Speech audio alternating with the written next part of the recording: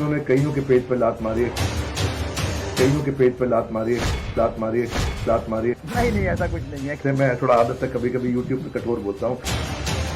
ये आपका स्वागत है। मैं Vivek Bindra, founder and CEO बड़ा बिजनेस.com। आज का दिन थोड़ा एक्साइटमेंट का है। जानते हैं क्यों? आप मिलने वाले हैं एक पावरफुल वेटरन इस इंडस्ट्री के इंश्योरेंस पॉलिसी के अंदर। policybazaar.com हर आदमी जानता है, उल्लू नहीं बनना है। क्या नहीं बनना? उल्लू। देखा आपने क्या बढ़िया बढ़िया एड कैंपेन, बाद में अक्षय कुमार। लेकिन शुरुआत बड़ी टफ रही और आज इस डिफिकल्ट मार्केट के अंदर जहां इतना रेगुलेशन है, वहां सारे कॉम्पिटिटर्स के अगेंस्ट एक इंटरनेट जायंट खड़ा हुआ, तैयार हुआ।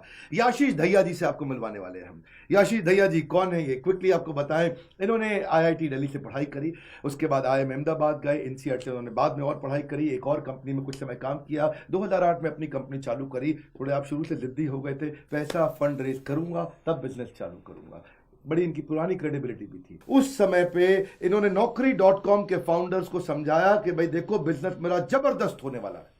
20 करोड़ रुपए लिए, उसके बाद काम चालू किया। उन्होंने बोला भी होगा थोड़ा कम से चलाओ, थोड़ा जिद्दी थे, कम नहीं लूंगा मैं। तो मैं थोड़ा आपके बारे में और बताता हूं क्विकली, 1 मिनट और। देखिए मजे की बात ये रही, उसके बाद आज 15,000 एम्प्लॉइज के साथ काम कर रहे हैं, इस मार्केट शेयर को बहुत बड़ा करते चले गए। याशीष जी आपका बहुत बहुत स्वागत है सर। Thank you. तो मैं आ रहा हूं मेन मुद्दे पे सर, जो आज देश जानना चाहता है। बड़े सारे घोटाले, छोटे छोटे तरीके के, आप समझते हैं कि जब आता था इंश्योरेंस एजेंट आपको वही पॉलिसी बेचेगा जिसमें उसकी कमाई ज्यादा है, जिसमें उसकी कमीशन ज्यादा है। वो उसका कोई ब्रांड प्रॉमिस है ही नहीं, कोई प्रॉमिस ही पूरा नहीं करता है वो अपने ब्रांड का। मेरा क्वेश्चन है, आपने क्या चेंजेस, क्या परिवर्तन लाए जो इतनी बड़ी मार्केट आपने कैप्चर करी? सबसे बड़ी बात हमने क्या कही कि भाई एक वेबसाइट है जो कि रेगुलेटेड है, जिसको लाइसेंस लेके चलती है, और उस वेबसाइट पे लिखित तौर पे आपको ये पता लग जाएगा कि इस प्रोडक्ट में क्या है। जब हमने कंपनी शुरू की थी, हमने 100 कस्टमर बुलाए थे और हमने तो पूछा कि भाई तुमने ये इंश्योरेंस में 15,000 रुपए दिए हैं, 20,000 रुपए दिए हैं, 50,000 रुपए दिए हैं, 1 लाख रुपए दिए हैं, खरीदा क्या है, तुम्हें क्या मिलेगा? उनमें से 3-4 लोगों से ऊपर किसी को पता नहीं था कि उनको क्या मिलने वाला है। जब हमने 2008 में शुरू की थी तो साल में तकरीबन 2 करोड़ पॉलिसी बिकती थी, लेकिन उस 2 करोड़ में से 1.5 करोड़ प्री मैच्योर कैंसिलेशन हो जाती थी। 75%? 70 to 75%। My goodness.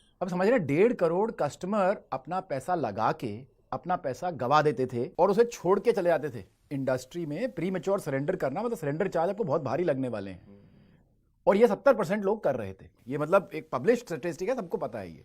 इसका कारण है कि उनसे जानकारी छुपाई जाती है, अज्ञानता में वो पॉलिसी खरीद लेते हैं। भाई ऐसा कितनी बार होता है कि आपको कोई चीज़ खरीदते हैं और उसके बाद उसको इस्तेमाल ही नहीं करते, उसे छोड़ ही देते हैं, कहते हैं मैं इसमें पैसा हारने को तैयार हूं पर मैं इसमें और पैसा नहीं लगाऊंगा।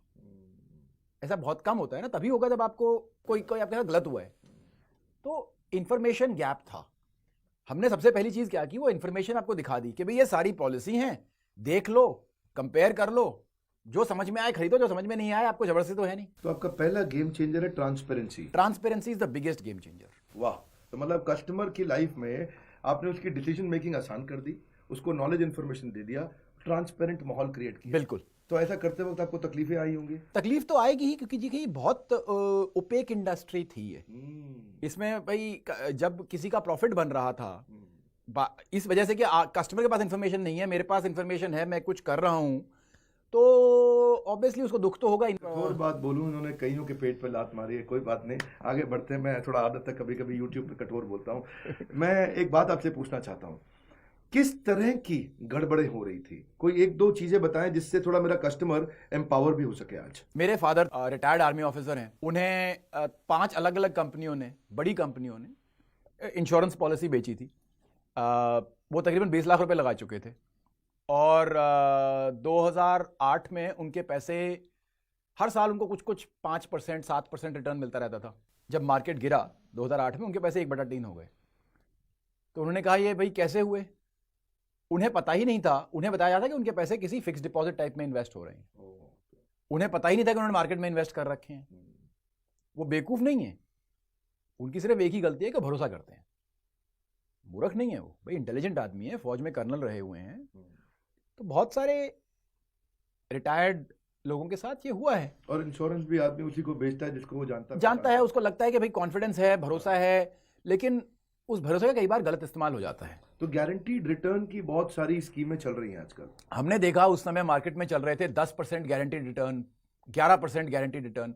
मैं भी थोड़ा चौंकाया, क्योंकि मैं भी फाइनेंशियल बैकग्राउंड से हूं, तो मैंने कहा यार कौन है जो मतलब ऐसे 11% गारंटी रिटर्न दे पाता है, ये एफडी तो 7-8% दे रहे हैं, तो ऐसे कैसे हो सकता है। तो फिर प्रोडक्ट देखा एक, उसमें यह है कि आप 1 लाख रुपए 1 साल इन्वेस्ट करो, 1 लाख रुपए ऐसे 20 साल तक इन्वेस्ट करते रहो, तो आपने 20 लाख रुपए इन्वेस्ट कर दिए, आपको आखिर में 22 लाख गारंटी रिटर्न मिल जाएंगे। तो आपको 2 लाख रुपए, भाई उन्होंने बात तो झूठ नहीं कही, आपको 10% गारंटी रिटर्न मिल रहा है, लेकिन वो रिटर्न रेट ऑफ रिटर्न नहीं है 20वें साल का 20वें साल का टोटल रिटर्न। आप किसी से ये पूछ लो भाई 20 साल तक कितने लोग पॉलिसी होल्ड करके रखते हैं, तकरीबन 10-15%, 70% लोग तो प्रीमेच्योरली कैंसिल कर रहे थे। तो कोई आपको सरेंडर चार्जेस, मैं बेसिक बता देता हूँ, सरेंडर चार्जेस कोई नहीं बता रहा था कि सरेंडर चार्ज क्या होते हैं, कोई नहीं बता रहा था। आपको कोई ये नहीं बता रहा था कि इसमें आपको लाइफ कवर कितना मिल रहा है, उस लाइफ कवर का कितना कॉस्ट पड़ना चाहिए अगर आप सिर्फ टर्म इंश्योरेंस ले रहे हो। भाई अगर आप एक बात आप सिंपल समझिए, आप किसी बैंक में जाते हैं एफडी करते हैं, कोई आपको बेचता है कि भाई एफडी ले लो, एफडी ले लो, एफडी ले लो, कोई नहीं बेचता, क्योंकि एफडी में उसको कमाई नहीं है बैंक को। बट पर आपको बैंक वाला भी इंश्योरेंस बेचना चाहता है, बैंक वाला भी इंश्योरेंस बेचने में लगा है, कुछ तो कारण होगा ना, सिर्फ आपका भला तो नहीं सोच सकता वो, मतलब सोचने वाली बात है। और आईआरआर की जब बात आती है उसके विषय में क्या कहना चाहेंगे? देखिए आज आप पैसा अपना फिक्स डिपॉजिट में लगा सकते हैं, आप एक म्यूचुअल फंड में लगा सकते हैं, और आप एक इंश्योरेंस प्लान में लगा सकते हैं। आईआरआर जो इंटरनल रेट ऑफ रिटर्न जिसको कहते हैं, कई बार बहुत सारी कुछ इंश्योरेंस कंपनी के प्लान हैं जो बहुत अच्छे हैं, बट कई बार वो काफ़ी कमज़ोर पड़ जाते हैं प्रोडक्ट। तो अगर कस्टमर ने आईआरआर समझ लिया तो वो शायद इंश्योरेंस प्लान ना ले, वो शायद फिक्स डिपॉजिट ले ले, शायद म्यूचुअल फंड ले ले, शायद कुछ लो कॉस्ट यूलिप ले ले। मेरा मानना क्या है, अपना इंश्योरेंस का डिसीजन और अपना इन्वेस्टमेंट का डिसीजन थोड़ा सा अलग करके रखिए तो फायदा रहेगा। तो आई थिंक लोगों को जो गलत तरह से बताया जा रहा था कि भाई गारंटी रिटर्न आपको 10% मिल जाएगा, आपको 11, 12, 13, 15% रिटर्न मिल जाएंगे, ऐसा कहीं नहीं मिल रहा था। मैं क्या ये कह सकता हूं कि कोई अगर आपको इंश्योरेंस और इन्वेस्टमेंट बंडल करके बेचने की कोशिश कर रहा हो तो सावधान हो जाइए। देखिए कोई, आप आज एक पेन भी खरीदते हैं तो समझ के खरीदते हैं, एक घड़ी खरीदते हैं समझ के खरीदते हैं, इंश्योरेंस पे आप 20,000, 50,000, 1 लाख रुपए लगा देते हैं, समझना तो जरूरी है ना कि क्या खरीद रहे हो। मैं तो सिर्फ इतना ही कह रहा हूं, मैं ये भी नहीं कह रहा कि आपको गलत बता रहा है, कोई कुछ बता रहा है, बट मैं ये कह रहा हूं कि आपके लिए समझना बहुत जरूरी है, और ये इंडस्ट्री के लिए भी बहुत जरूरी है, क्योंकि अगर 70% आपके कस्टमर छोड़ के जा रहे हैं तो वो इंडस्ट्री चल नहीं सकती। लेकिन उनकी तो कमाई हो जाती है, क्योंकि पहले 2 प्रीमियम में वो कमा लेते हैं उतना। लेकिन बाबा कस्टमर तो कल को भी चाहिए ना, कल को कस्टमर आएंगे कहां से अगर सभी दुखी हो जाएंगे तो इंडस्ट्री को भी चाहिए कि कस्टमर को फायदा हो, चीज वही चलती है जिसमें सबका फायदा हो, कस्टमर का भी फायदा हो, इंडस्ट्री का भी फायदा हो, और ऐसे हो सकता है। लेकिन हाँ,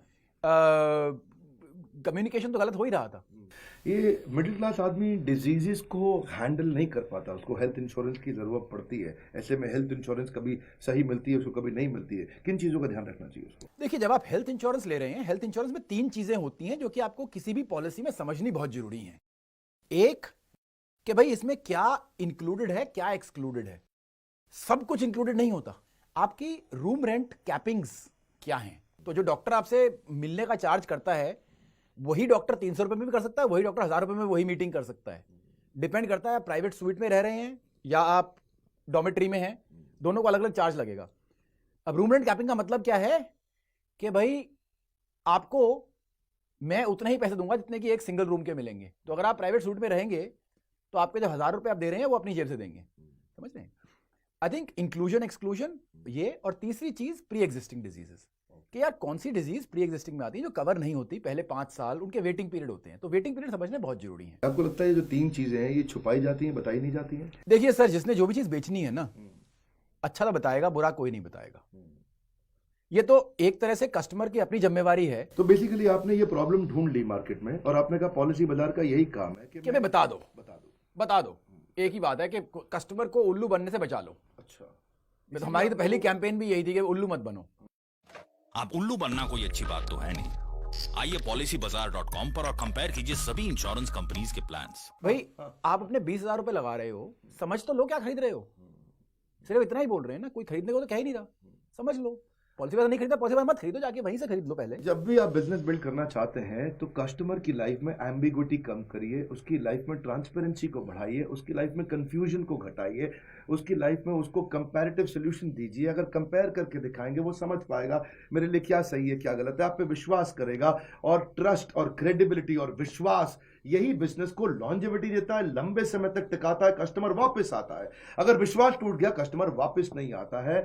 यही आज एक बिजनेस मॉडल इसी विश्वास को बनाए रखने के लिए ट्रांसपेरेंसी के माध्यम से एक एग्रीगेटर का एक पावरफुल बिजनेस मॉडल बनाया याशीष दहिया जी ने। इच्छा तो है बहुत लंबी बात करूं, पर मैं आपको एक खुशखबरी देना चाहता हूं। एवरीथिंग अबाउट एंटरप्रेन्योरशिप कोर्स और हमारे छोटे मोटे बहुत सारे प्रॉब्लम सॉल्विंग कोर्सेज में how to start a startup, एक स्टार्टअप को कैसे शुरू किया जाए, हाउ टू रेज फंड्स, क्या आप जानना चाहते हैं, सीखना चाहेंगे, आपको पैसा रेज करना है, इसमें कई सारे प्रोफेसर हैं हमारे साथ। उस कोर्स में याशीष जी भी हैं जिन्होंने खुद अपने हाथों से जीरो से इस बिजनेस को बिल्ड करके दिखाया, एक डिफिकल्ट मार्केट में अपनी पहचान बनाई और कस्टमर को बड़ा फायदा पहुंचाया। आइएगा सीखने के लिए। सर्विस जो बोर्ड लाइन नंबर है हमारा, इस पे कॉल करके पता लगाइए कि आप कैसे हाउ टू स्टार्ट स्टार्टअप को ज्वाइन कर सकते हैं, कैसे आप हाउ टू रेज फंड्स के कोर्स को और डिटेल में समझ सकते हैं।